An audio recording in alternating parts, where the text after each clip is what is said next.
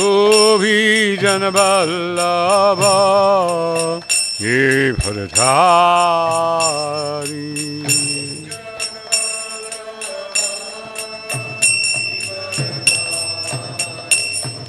Yashodanandana Braja Janaranjana Yashodanandana Braja Janaranjana Jamuna Tira Vana Chari Yamuna Tira Vana Chari Jaya Radha Madhava Kunja Vihari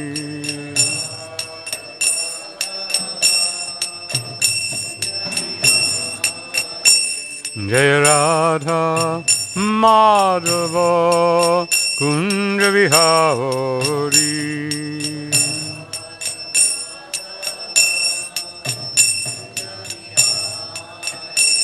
Gopijana Vallabha Girdhari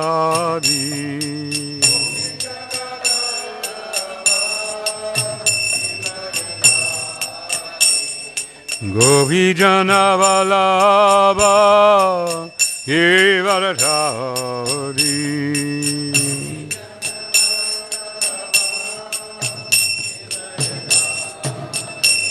Yashodanandana Vraja Janaranjana Yashodanandana Vraja Janaranjana Jamuna Tira Vana Chari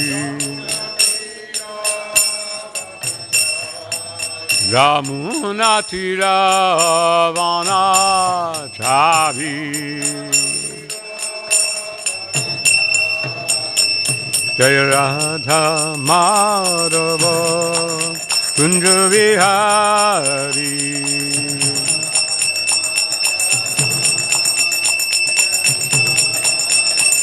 Jaya Radha Madhava Kunja Vihari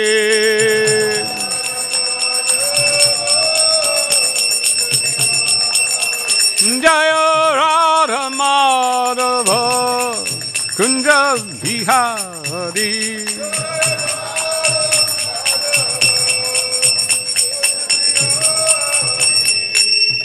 Jaya Radha Madhava Kunja Vihari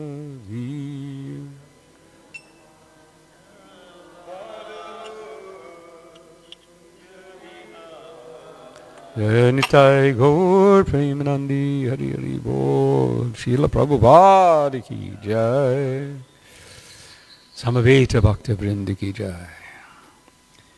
So, here we are. Hare Krishna. Thank you. Thank you, thank you, thank you. To read from Hari Sori Prabhu's Transcendental Diary, Volume 4, Chapter 4, New Delhi. Our August 25th, 1976. We arrived in Delhi at 9:30 p.m. By the time we got to the new temple at 21A Feroz Gandhi Road, Lajpat Nagar 3, it was about 10:15 p.m., yet there was still a big turnout of 200 to 300 local people to greet Srila Prabhupada. He was very pleased to see this.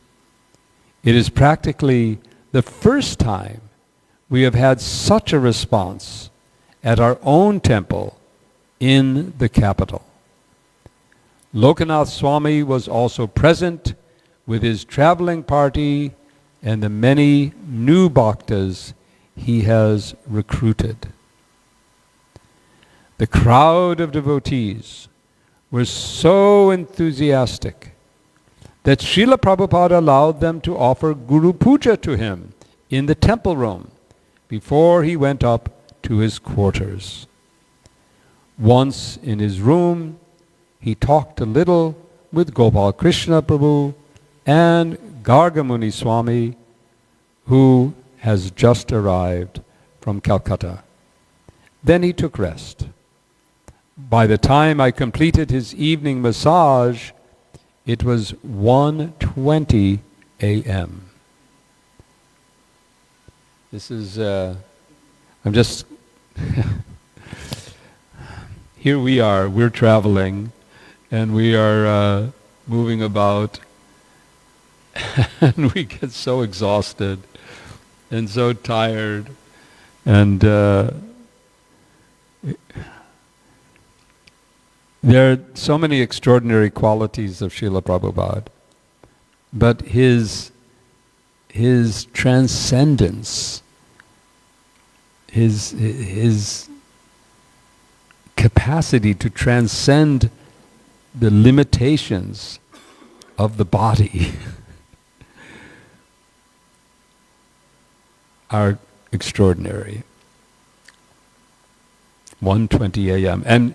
And probably, he doesn't write here, but most likely Srila Prabhupada rested for an hour or something like that, and then got up and began translating. Hare Krishna. August 26th, 1976. This new temple is a big improvement over the old Bengali Markets building. The place is in good condition and in a good neighborhood. It is a 2-story, semi-detached house with separate servants' quarters, now used as offices, at the back. On the ground floor, the small temple room has a capacity for about 50 people and opens onto a well-kept lawn at the front. At the back of this, there are several rooms for the brahmacharis and an adequate kitchen. Upstairs, Srila Prabhupada has been given a large front room overlooking the lawn. It can hold up to 100 people for darshan. Adjoining it is a bedroom with an attached bathroom.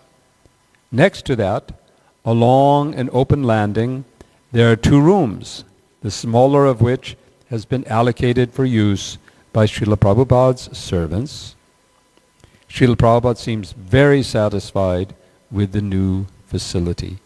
I think, Tita Guna, didn't you, when you first came, before we met in 1980, you stopped in Delhi, and they were in the process of moving from Lajpat Nagar to Greater Kailash? Yes, Lokanath Maharaj was... so Delhi, ISKCON Delhi, has moved up and up. It's perhaps interesting to reflect on the origins of ISKCON Delhi. Quite an extraordinary example of Srila Prabhupada's boldness, and the boldness, you could say, of his disciples. How many of you remember when you've read, it should be in Lilamrita, I believe. So Srila Prabhupada is traveling by train with Guru Das is there, Jamuna is there, probably Shyama Sundar. I don't know who else is traveling. Giriraj, I'm pretty sure, is there. And they're on their way from, I think it was Kurukshetra, I'm not sure where. They're somewhere north, and they're on their way to somewhere. Either it was Mathura or Mumbai.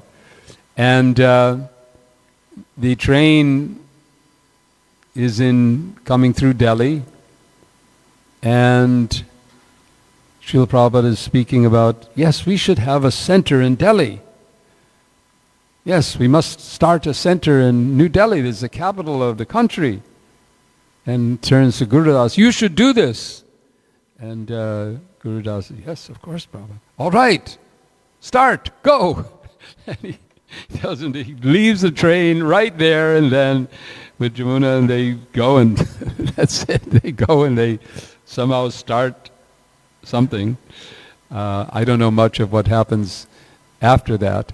I do know that my good friend Tejas is called there. He was my temple president in Buffalo. I was very fortunate to work, to serve, I should say, in his association from 1970, late 1970 to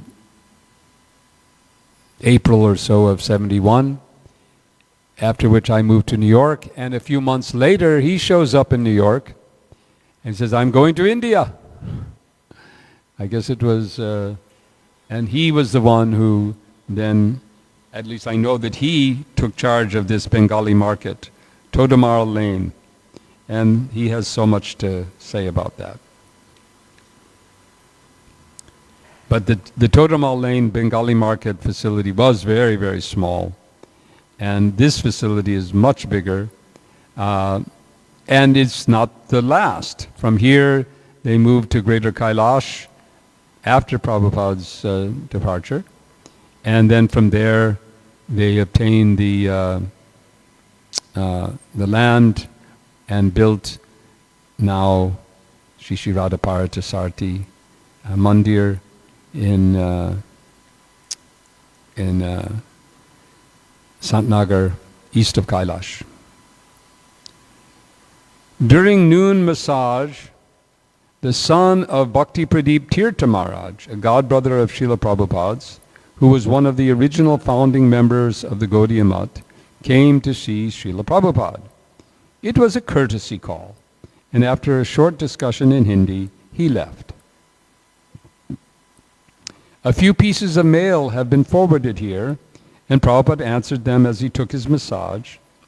An old associate of Prabhupada's, Dinesh Chandra Sarkar, wrote from Calcutta inquiring about Prabhupada's health and activities since he saw him in Mayapur last March. He related how he had been bedridden with bronchitis and pneumonia for 2 months and now is so weak that he is unable to travel to either Mayapur or the Calcutta temple. He begged for Srila Prabhupada's blessings and some news of when he will return to Mayapur. So that was Dinesh Chandra Sarkar, who was sick with bronchitis. But Prabhupada was also starting to get a little ill himself. Prabhupada sympathized with him over his poor health, briefly recounting his own health troubles of the cold he had caught in New York. Quote, "So I am sorry to learn that you are not well. Pray to Krishna and chant Hare Krishna. The body is a temple of disease." Now that's a new phrase. A temple of disease. Janma mrityu jara vyadi. Disease is our inevitable companion. We still have to execute our duty of Krishna consciousness as far as possible, and Krishna will help us. So this is Srila Prabhupada, some of the extraordinary qualities. I reflected last year, September, which is kind of the anniversary, was okay. I was 74. No, hold on. I'm trying to count now. Anyway, I was reflecting that that my age at that time was the same age that Srila Prabhupada was at the time that I became a devotee. And I was looking at the difference. Okay, I'm now the same age he was when I joined ISKCON, and trying to reflect on what he was doing at the age that I'm now at. Right, I can say it now. I'm at the age of 74, what he was doing in 1970. He was 74 in 1970. What he was doing, what I'm doing, and how I'm feeling. But Prabhupada said that it's interesting because you would never know it by his activity. But he once commented, I was always not well. I wasn't well. I wasn't truly healthy during this time that he was spreading Krishna consciousness, moving everywhere. He actually wasn't fully healthy. And yet, and so he's saying here that disease is our inevitable companion. But we still have to execute our duty of Krishna consciousness as far as possible. And Krishna will help us, and Krishna certainly helped Srila Prabhupada. He then filled him in on some news about Mayapur. We are going to have a very big project at Mayapur. We have to acquire 350 acres of land from the government and construct a spiritual town at the expense of rupees 200 crores. The plans and contemplations are going on in different phases. Now, when Chaitanya Mahaprabhu will be pleased, it will be taken up. This is a famous quote for me because I did a compilation of Srila Prabhupada's instructions on Mayapur, and this one stood out. When I arrived in Mayapur, when I was recruited and ended up staying in Mayapur, that was 1976, just before this time, and it was just prior to that, some months earlier, one gentleman, so I recall his name was Chaudhary, he came to visit Mayapur and met Srila Prabhupada, and he was the secretary of the West Bengal government's Department of Land and Land Revenue. So Srila Prabhupada spoke with him and said, help us acquire land for this project, because West Bengal, like most of India, had a land tenancy, or what is it called, anyway, Land Acquisition Act, or something like that, yeah. So, by law in West Bengal, no one could own more than 25 acres of land. And any other land that was over and above that would be taken by the government and distributed to the farmers. So this was breaking the zamindari system.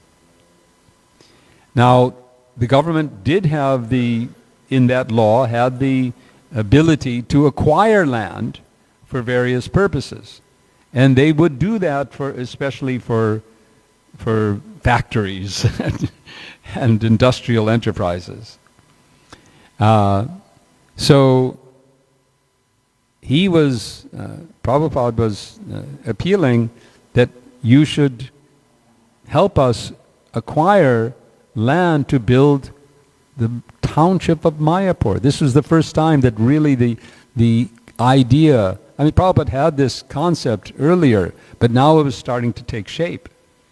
And the process began, and a master plan was drawn up.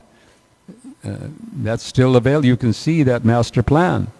A whole application was drawn up. When I came to Mayapur, this was basically Jayapataka Maharaj's full focus, was pushing through this land acquisition, and it was moving. It was moving. It was rising up to the levels of approval. And then, I think it was 1977, there was elections, and the government was defeated. The West Bengal government was defeated, and the communist government came in. Basu, what was his name? Anyway. And we were advised by Mr. Chaudhary to just put it aside, don't try to pursue it.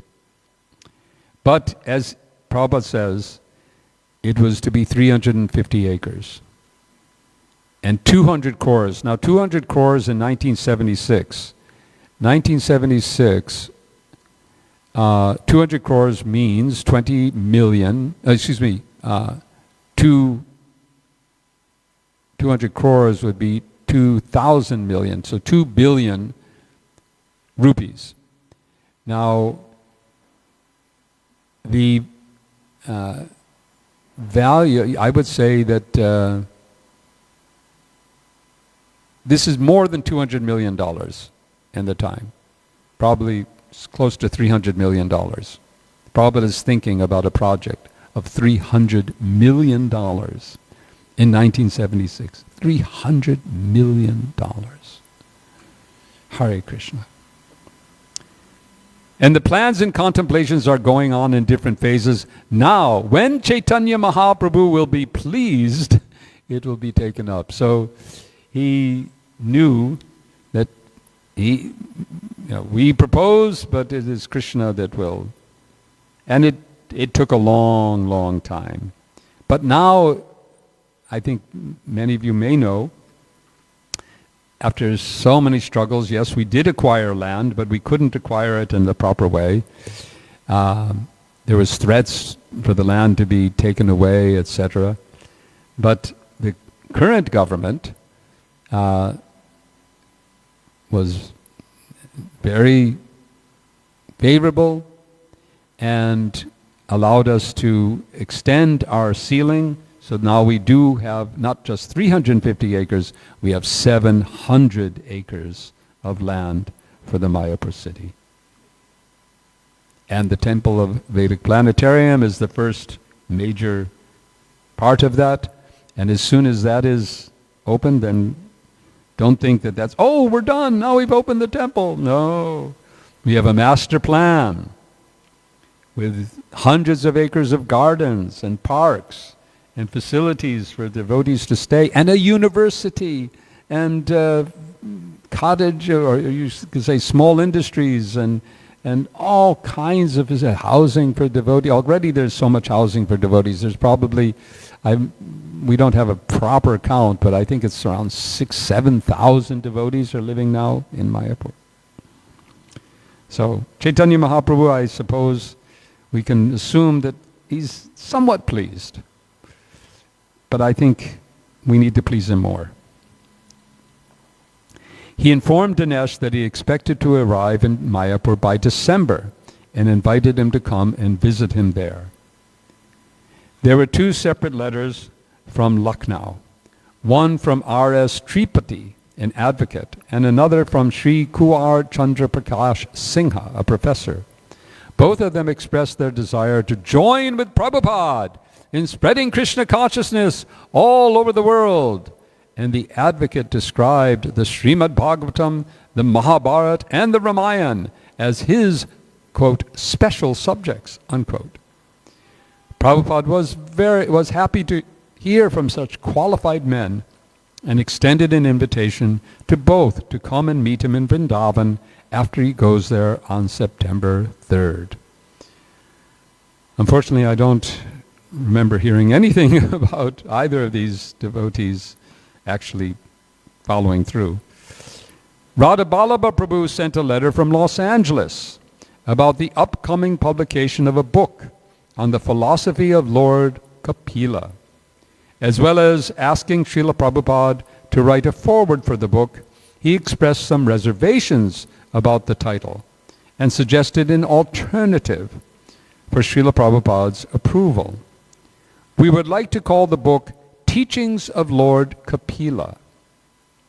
The subtitle, quote, The Son of Devahuti, unquote, may sound a bit humorous to Americans because that particular type of wording was frequently used in old-time movies. Most Westerners have never heard of the atheist Kapila, and you defeat him on the very first page of the book. Therefore, we think Teachings of Lord Kapila would be the best title. It would be very compatible to the bookshelf with Teachings of Lord Chaitanya, unquote. Radhaballabha also informed Prabhupada that the 8th Canto, Volume 1, had just gone to the printers. Work is progressing on Volume 2, and, quote, only by your mercy can we get Volume 3, unquote, he said. Srila Prabhupada wasn't happy to hear about the proposed title change. You may title this book Teachings of Lord Kapila, but it must be titled The Son of Devahuti. That will remain. Do not try to change it. The Americans may like it or not like it, but we must make the distinction between Devahuti Putra Kapila and the atheistic Kapila. Do not try to change anything without my permission. So this is an indication of Srila Prabhupada's insistence on addressing these what you call subtle points in his foresight to know that yes, Teachings of Lord Kapila could be taken, if not subtitled The Son of Devahuti, it could be taken to be the atheistic Kapila. Brahmananda Swami sent a letter glorifying Prabhupada on his Vyas Puja with a sample of the invitations they sent out for the Janmashtami celebration in Nairobi, enclosed. While appreciating his personal offering, Prabhupada was quick to pick up on a serious omission in the flyer. Quote, please accept my blessings. I am in due receipt of your Janmashtami 1976 invitation sheet, but there is no mention of the Vyas Puja ceremony. Generally in our centers, they issue Janmashtami invitations along with Vyas Puja invitations. I have read your Vyas Puja offering, so it will be a great pleasure to know whether Vyas Puja was officially held in Nairobi. Unquote. This is perhaps reflecting Srila Prabhupada's relationship with Brahmananda could be a little pointed in this way, because it was Brahmananda Maharaj who was implicated, you should say, in the occurrences in 1970 that led to a great crisis in our society. And I won't get too much into that because we don't have so much time. But it's worth, if you haven't read about it, do read about it in the Lilamrita. So, Brahmananda Maharaj definitely learned his lesson, but perhaps Prabhupada is just making sure. Since there have been so many disturbing reports about our African yatra, Prabhupada asked, quote, I am always anxious to know about Nairobi affairs.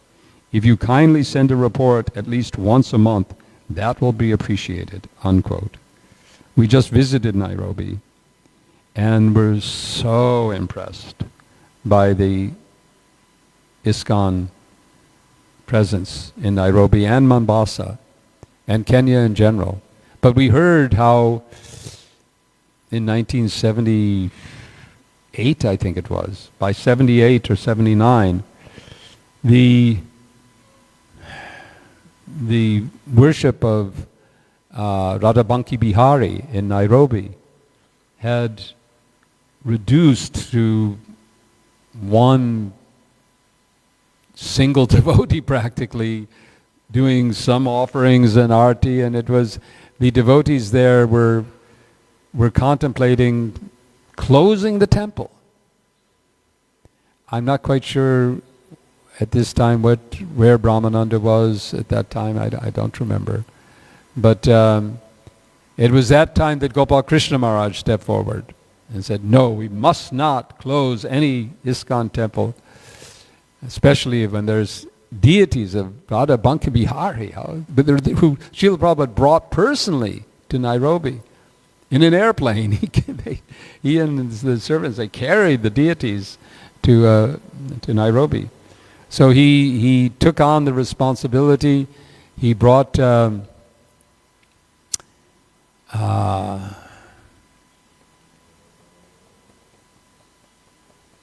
forgetting his name. What's the name of the devotee? Anyone remember? Nairobi, he's now GBC of Umapati. So he brought Umapati, and we were there they had a wonderful appreciation ceremony for all the devotees in the community that they do every 10 years. So now it's the 60th anniversary of ISKCON, so they were doing that. And I learned about these devotees, and I learned about him and Rukma, who together, single-handedly or together, couplely, whatever, they rebuilt and expanded and developed and so on, and by their strong effort, they were able to build a temple, beautiful temple, and it's just a wonderful place. So yes. But prior to that, there were, as described here, disturbing reports. Okay, many people came for the evening darshan. This is in Delhi again. Srila Prabhupada received them in his room. However, he spoke little and simply had them chant Hare Krishna. Afterwards, he talked with Gargamuni Swami about the Indian library program. Gargamuni said that not only was our own distribution going well, now a Calcutta company wants to purchase 4 lakhs worth of Chaitanya Charitamrita a year from us to sell in Calcutta and its outlying districts. He also discussed the problems involved in keeping Srila Prabhupada's new Mercedes in India. In order to renew the Carnet temporary importation license, it has to be taken out of the country every 6 months. The alternative, to pay 220% duty, is out of the question. Quite apart from this, Srila Prabhupada regularly travels between the major cities, and thus the car has to be driven back and forth across country if he has to have use of it. All in all, it is a great inconvenience. Gargamuni suggested that the car be taken to Tehran to be sold, and the proceeds used to buy 3 ambassadors, 1 in Bombay, 1 in Calcutta, and 1 in Delhi, Vrindavan. So this is, there's a lot of stories around this. First of all, Ravi Prabhu, I think, no, he was with the bus, I'm sorry. I'm trying to remember who it was who drove the Mercedes. I know Bhavananda used to drive that Mercedes. He did that, but then he got his own Mercedes later on. Anyway, that was another story. But yeah, these 3 ambassadors, so 1 in Bombay, 1 in Calcutta, and 1 in Delhi, Vrindavan. The Calcutta one is now in Mayapur. You can see it outside the Samadhi. There's the one in Bombay is still there, I believe, but the one in the third one went the way of something. Although Prabhupada was very pleased when Pushta Krishna, so Pushta Krishna brought the Mercedes, he agreed that it wasn't practical to keep it and consented to Gargamuni's proposal. Gargamuni later, I'm not sure if it was this time, no, I think it was actually Hansaduda, who he brought Mercedes vans to India. And perhaps, maybe it was this time. Anyway, they were being used, but they also were impractical, and so they were sold. They talked until 10:15 p.m. when Srila Prabhupada had chana and chini, freshly made cheese with sugar, before he took rest. August 27th, 1976. Prabhupada took his walk in Lodi Park this morning. It's a beautiful park near Lajpat Nagar. His conversation was light as he enjoyed the pleasant aspect of neat, well-kept gardens with raised walkways lined with bottle palms and immaculate lawns. He noted the many neem trees, commenting that they were unique to India and Africa. There, I saw many neem trees in Mombasa. He mentioned the $60,000 daily book distribution income and told us, this is preaching, real preaching, substantial. It will remain. As he walked at a steady pace, Prabhupada noted that several large mausoleums dating back 550 years to the time of the most prominent kings of the Lodi Empire. Harikesha Maharaj reflected how they were good examples of the decoration of the dead body. Prabhupada recalled seeing similar buildings in Rome, which are visited by thousands of tourists. He quoted the verse, Yanti Deva Vrata Devan, and told us, quote, after this body, one has to go somewhere. So this is the description. Who will go where? Madhyajinopi Mam. Those who are preparing to go back to Godhead, they can go. Otherwise, if you want to go in the higher planetary system or in the lower planet, that you also go. Unquote. He said that if someone inquires, quote, why you are chanting, unquote, the simple reply is that, quote, we have to go somewhere after death. We are going to Godhead, and you do not know where you'll go. A good reply. Why are you chanting? Well, we have to go somewhere after death, and so we know we're going back to Krishna. We're chanting Hare Krishna, but you don't know where you're going to go. That's a good retort. When we returned to the temple, Prabhupada greeted their lordships Sri Sri Radha Partha Sarthi, and then mounted the Vyasasan for Guru Puja and class. He noted the absence of Pradyumna and inquired where he was. When we informed him that he was doing his puja, worshipping his newly acquired Shalagram Shila, Prabhupada was not at all happy. First of all, Guru Puja, he said with annoyance. Tell the nonsense. First of all, Guru Puja. Srila Prabhupada could be very blunt with his disciples. Tell the nonsense. And this is this is certainly a very important point. That first of all, Guru Puja. For class, which was short, he spoke from the first verse of Bhagavad Gita. Because most of Lokanath's men are not fluent in English, he spoke in Hindi. First, Prabhupada condemned the foolish commentary that portrays Kurukshetra as a symbolic representation of the body. He said Kurukshetra is still there, just a few hours from Delhi. And that we're expecting, I think this year, they plan to open the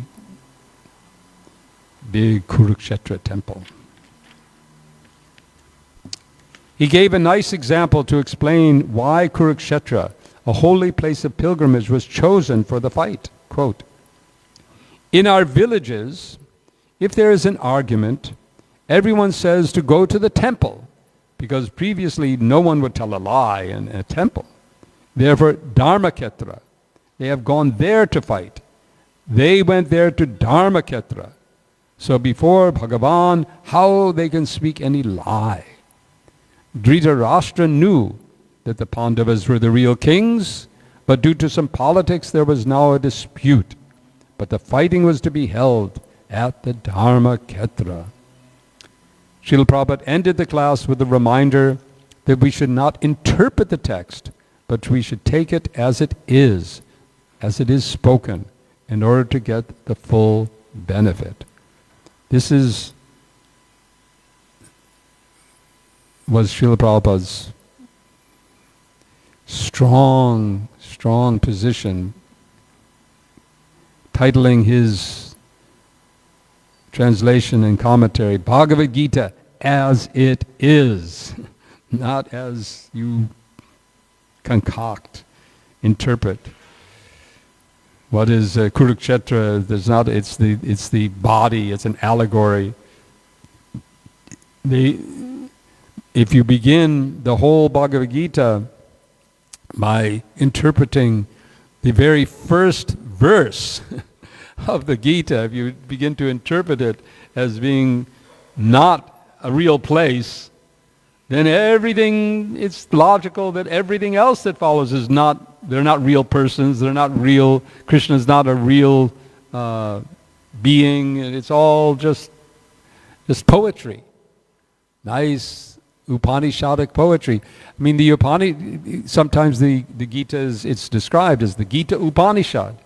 And as far as I recall, most of the Upanishads, or many of them, are delivered in the form of a story, of one character speaking with another character. And they're stories that convey philosophy. So the position of the impersonalists and many of these interpreters that this is simply that Krishna, Arjuna, all of this, it's just a device, a literary device that's being used poetically in order to convey the teachings of this Upanishad. But in that way, one can easily come to conclude that it is not Krishna. There's no real Krishna. I mean, perhaps there isn't a historical Krishna, and there's that may be. But this is when Krishna is speaking, surrender to me. He's not meaning me, the historical Krishna. He's meaning Brahman, the unborn within Krishna. So Prabhupada was so strong on this point, and the result is that now they're devotees of Krishna, following actually Krishna's instruction. I've tried to, I've looked at some of these verses and say, well, how do the impersonalists comment on this? How do they explain? How do they get around it when Krishna says, Mom, Mom, Mom, Mom? He's always talking about me, me, me, me. How do they get around it? And by jugglery of words, and it's sort of like I was like that as a hippie, right? Maybe you've experienced it. Okay, and the Beatles sang a song, I am me and you are. How did it go? And we are all together. That when I address you, you address me, and you are me, you're also me, I am also me, we're both me's. Whenever we are me, and it's just jugglery of words. So that's the only way I could get around it. During the morning, Rishabdev Das, the former president of the Laguna Beach temple, arrived. Apparently, he has been dealing in drugs since 1975. Now, this is not, Prabhupada once, there's a funny story where Shyama Sundar and Malati they had a arrest, and they were sentenced to serve some prison time. And Prabhupada said, so what did you do? Well, Prabhupada, I dealt in drugs. And Prabhupada's response was, yes, I was also a drug dealer, because he was running a pharmacy. But this is not that kind of drug dealing. And that's a wonderful story because Shyama Sundar and Malati, they had a long sentence. I think it was, 5 years. I mean, it was a long sentence. But somehow they were released, and the person who gave them parole said, I don't know why I'm doing this, but somehow I'm doing it. And when they came back, Prabhupada said, yes, I was thinking 5 years or whatever it was, it's too long. So by his mercy. Apparently he was dealing in drugs since 1975, and for this reason he was removed as president. Harikesha Maharaj explained to Prabhupada that Rishabdev and about 8 other men have rationalized this illicit activity by claiming that they don't take the drugs themselves, they simply sell them to a ready market and use the profits in Krishna's service. Somehow they don't consider this to be breaking our regulative principles. When Rishabdev came in, Prabhupada immediately challenged him, quote, so we are preaching no intoxication and you are selling? Why? This is the same as saying, quote, we don't eat meat, but we keep a big, big slaughterhouse, unquote. Rishabdev seemed taken aback by Srila Prabhupada's stern countenance and his strong disapproval. He replied that they thought it was all right to do it if the results were given to Krishna. Prabhupada said firmly, you are not Krishnaized. You are an ordinary person. All our income should be by honest means. And then he replied, well, we use the money to set up an honest business, Rishabdev replied, referring to a prasadam business he and his fellow devotees have set up. Prabhupada shook his head in disgust. Quote, that is like a bunch of thieves who say, now let us divide the money honestly. It is a ludicrous proposal. Prabhupada told him that he must stop his illicit activity forthwith. In the face of Srila Prabhupada's unequivocal opposition, Rishabdev agreed that he would stop. But he asked what he should do with the $70,000 they had already accumulated. He said that they had intended to use it to start a prasadam restaurant. Srila Prabhupada told him to go ahead, begin the restaurant, reasoning that the money was already made and must now be used for a proper purpose. But he reiterated emphatically that no further illicit activity should go on. We had a somewhat, this is 1975, but in 1972, we had a somewhat similar experience in New York, where this was around that time, George Harrison had his concert for Bangladesh, and the Bangladesh war it was concluded, but there were many refugees that had come to West Bengal, and we were feeding them in Mayapur. This was the beginning of ISKCON Food Relief. So we, in New York Temple, we needed to collect money to buy a temple. We were renting our temple in Henry Street, and Prabhupada wanted us to buy a temple in Manhattan, particularly. So we were out really trying to collect money. So we discovered that we could go on the subways and we could make some announcement and then pass around a bucket, really. And we would also distribute Back to Godhead magazines to anyone who gave some money. So it was book distribution plus collection. So we began our approach. We thought, well, Bangladesh is in people's minds, and we're doing this food relief in Mayapur. So our announcement to the public is, we are feeding people in West Bengal. Please give some money to do this. However, we didn't send any money to West Bengal. We kept it all. So our GBC, Rupanuga, he wrote to Prabhupada. He was not happy with this. He wrote to Srila Prabhupada and he said, no, you can't do that. If you ask for money to feed people, and then you have to send it all to India. So that we weren't really prepared to do. So we changed and then we started talking about, well, we are helping people get off drugs, right? So that was kind of honest. But still it wasn't feeling so. I was one of those devotees who used to go out. And then we discovered that it really didn't matter what we said. As long as we were very enthusiastic and had a good, strong voice and we could grab people's attention and we got at least one person to give something, then others would give. So I was one of those who used to go out every Saturday and I would I would say, "We are distributing love of God to everyone. And through the Bhagavad Gita," quote some shloka, "Janma karma chame divya." And so we just put on a show. And particularly the actors amongst us, I'm an actor, but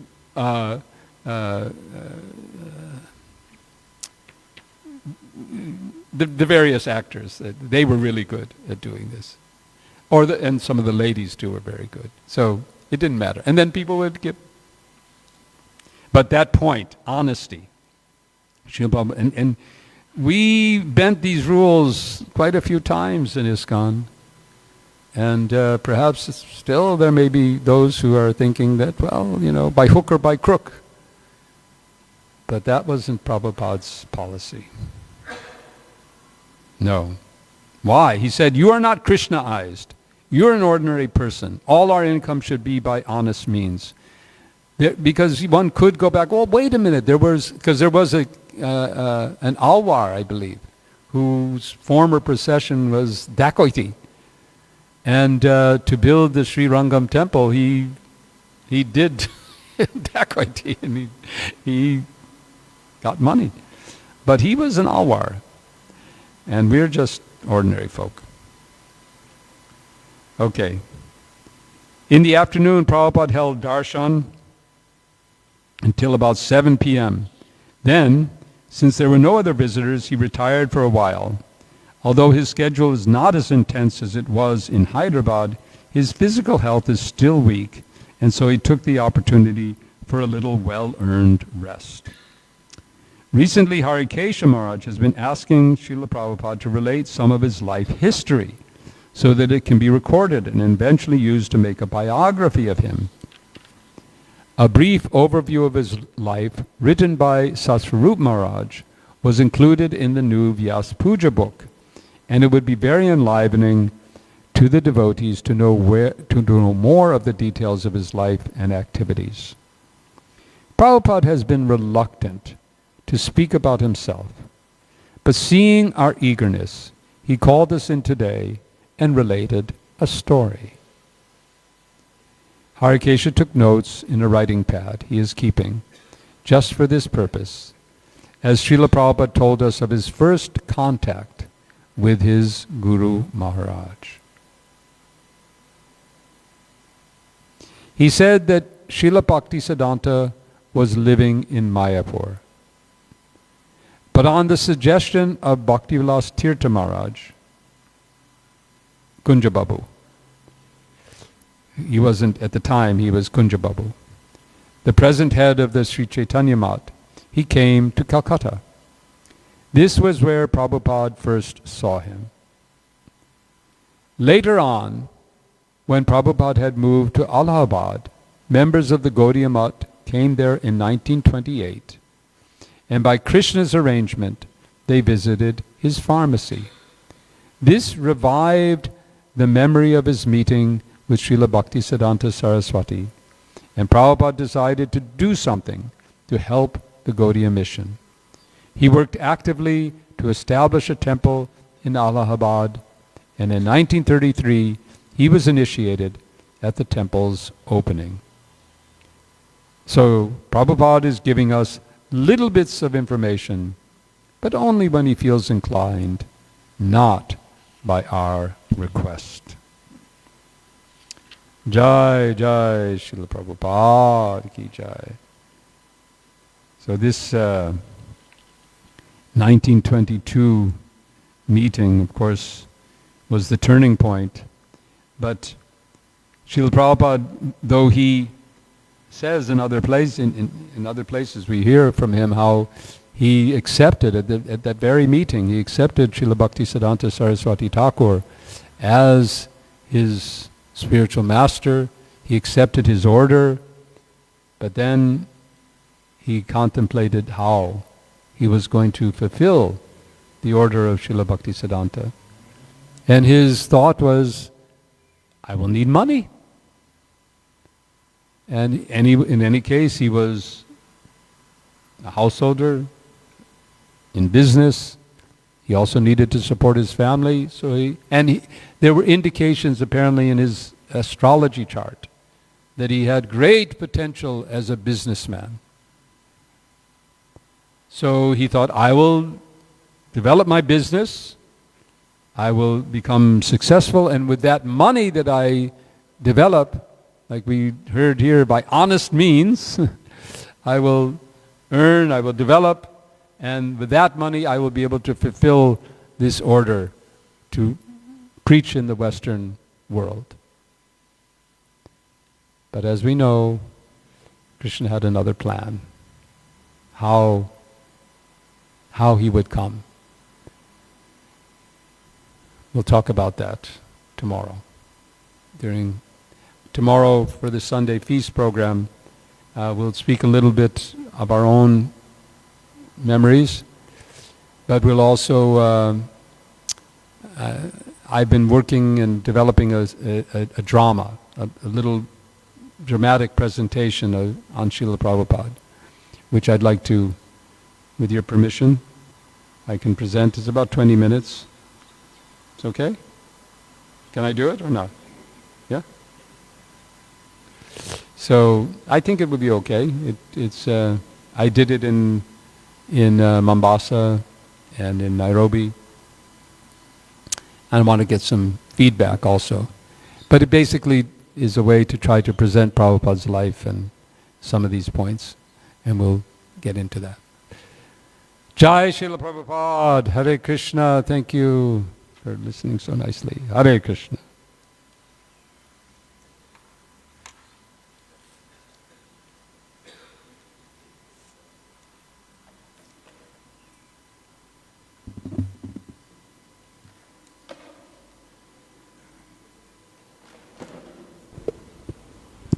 Hare Krishna.